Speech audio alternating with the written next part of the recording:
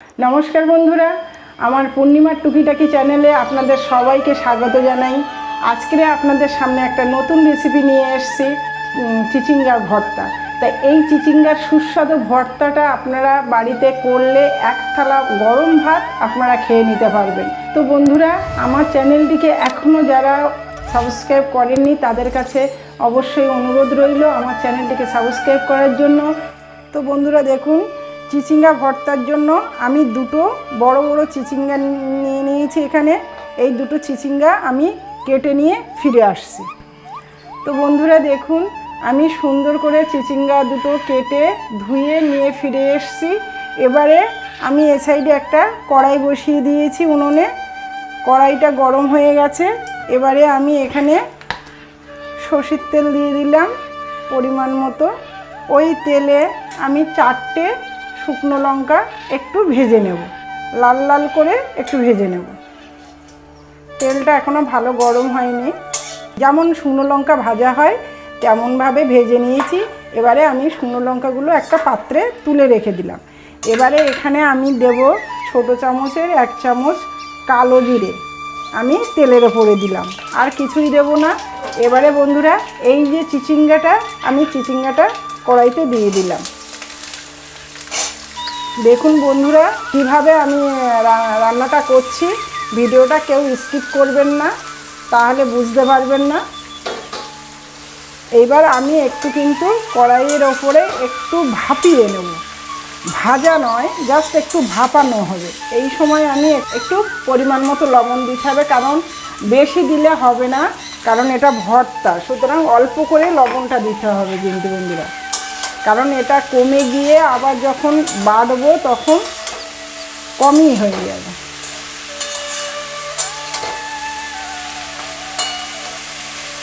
এবারে আমি ঢেকে দেব, কিছুক্ষণ পরে ফিরে আসছি। কিছুক্ষণ পরে বন্ধুরা ফিরে এলাম। এবার ঢাকনাটা খুলে দেখব। দেখুন অনেকটাই কিন্তু কমে গেছে, মানে সেদ্ধটা হয়ে গেছে কিন্তু বন্ধুরা। এবারে আমি গ্যাসটা অফ করে দেব, দিয়ে আমি চিচিঙ্গাটা এবার ঢেলে নেব একটা পাত্রে ঢেলে নিচ্ছি। এটাকে একটু ঠান্ডা করতে হবে, তা নাহলে বাটা যাবে না। একটু ঠান্ডা করে নিয়ে বাটতে হবে। দেখুন বন্ধুরা, চিচিঙ্গাটা ঠান্ডা হয়ে গেছে। এবারে আমি চিচিঙ্গাটা মিক্সিং জারের মধ্যে দিয়ে দিচ্ছি, পুরোটাই মিক্সিং জারে দিয়ে দিতে হবে। এবারে আমি এর সাথে 2টো কাঁচা লঙ্কা ফাটিয়ে দিচ্ছি, আর 1 ইঞ্চি আদা দিচ্ছি, দিয়ে এটাকে আমি পেস্ট করে নিয়ে ফিরে আসছি। দেখুন বন্ধুরা, এটা চিচিঙ্গাটা পেস্ট করে নিয়ে এসেছি, কি সুন্দর পেস্ট হয়েছে। এবারে আমি এই যে 4টে লঙ্কা ভেজে রেখেছিলাম, এইটা সুন্দর করে আগে একটু মিহি করে নেব। হাতের সাহায্যে করতে পারেন, বা ওই চিচিঙ্গার সাথে দিলে কি হবে, এটা ভাজা জিনিস ততটা কিন্তু একটু বড় বড় হয়ে থাকবে, ওই জন্য আমি হাতের সাহায্যে করে নিই। এটা মেখে নিলাম। এবারে কড়াই বসিয়ে দিয়েছি। কড়াইতে আগে আমি চিচিঙ্গাটা তেলে ভাপিয়ে নিয়েছিলাম বলে, অল্প তেল দিয়ে ভাপিয়ে নিয়েছিলাম বলে এখন আমি অল্প তেল দেব, খুব অল্প পরিমাণে তেল দিলাম। এবারে ওই তেলের মধ্যেই আমি এই শুকনো ভাজা লঙ্কাটা, যেটা আমি এক্ষুনি গুঁড়ো করলাম, সেটাকে দিয়ে দিলাম।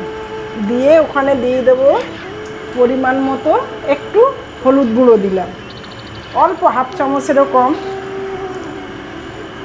এবারে আমি এটাকে একটু নাড়াচাড়া করে এইবার আমি চিচিঙ্গার পেস্টটা দিয়ে দিলাম। নিচেই যেন না লাগে বন্ধুরা, সেটা দেখতে হবে। দিয়ে এবারে ভালো করে নাড়াচাড়া করে নিতে হবে। এবারে এখানে আমি আরেকটা জিনিস দেব, সামান্য পরিমাণে একটু চিনি দিলাম ব্যালেন্স করার জন্য। এবারে বন্ধুরা, আমি এখানে 1/2 চামচ পরিমাণে একটু ভাজা মশলা দিয়ে দিলাম, আর কোনো কিছুই পড়বে না। এবারে এই পেস্টটা এত সুন্দর করে ঘাঁটতে হবে যে এই পেস্টটা কিন্তু একদম একটা টাইট আকার নিয়ে নেবে, সুন্দর একটা ডোয়ের মতো হয়ে যাবে কিন্তু।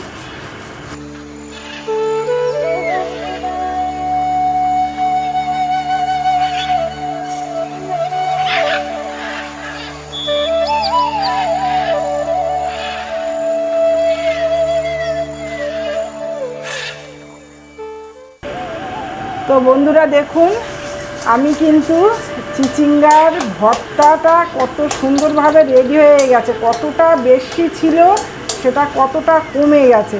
এই দেখুন কড়াই থেকে কি সুন্দরভাবে ছেড়ে যাচ্ছে। আপনি বুঝবেন কি করে আপনার ভর্তা রেডি হয়ে গেছে? এইরকম কড়াই থেকে আপনার মানে একদম ছেড়ে যাবে।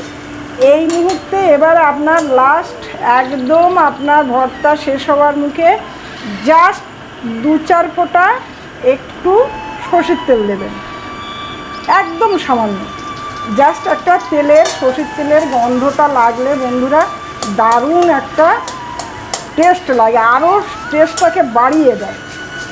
তা বন্ধুরা আমি কিন্তু আমার চিচিঙ্গার ভর্তা এখানেই কমপ্লিট হলো। বাড়িতে অবশ্যই ট্রাই করবেন এবং কমেন্টে অবশ্যই জানাবেন, লাইক করবেন। আর আমার ভিডিওটা দেখার জন্য আপনাদের সবাইকে অসংখ্য অসংখ্য ধন্যবাদ।